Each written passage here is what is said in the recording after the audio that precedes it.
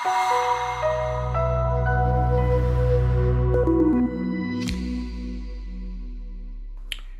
morning, and thank you for being here for the Hedge Investment Credit Fund update for the month of July.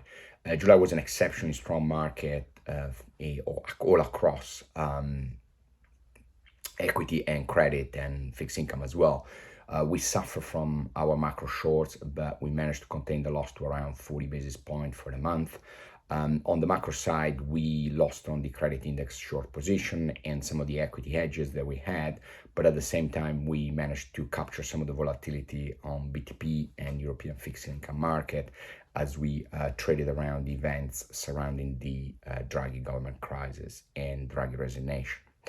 Away from that on special situation, the book is still adding slowly and gradually to the position for which we have strong conviction, like in electric vehicle or telecom operators like Dish or Brazil. And that is proving the right sensible approach as we believe in the catalyst and the market keeps on pushing down those securities.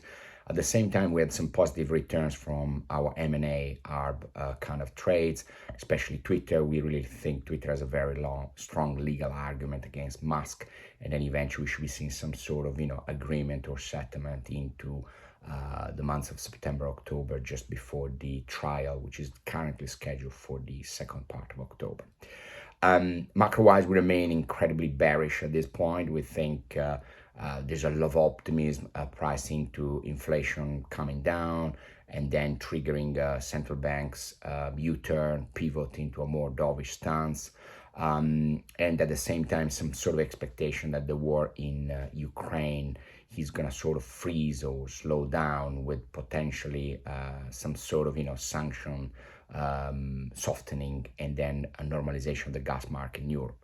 We don't believe any of those. We think inflation is structurally quite stubborn here, probably getting worse over the month of the summer with all the pent-up demand that was being restrained by the COVID pandemic. We think central banks are quite behind, and so the tightening will continue.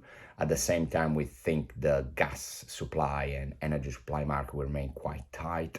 Overall, we see plenty of reason to be optimistic, but probably down the end of the year. So we think there's still going to be some sort of pain in the market. And so we like to keep some shorts on one side and on the other side build on our special sits. We like to be long solutions to the market problems currently. So LNG player, electric vehicle, gas producer, especially in the States, we think there'll be plenty of opportunity there. At the same time, on the macro, remain bearish, and we think there's going to be plenty of volatility. Thank you.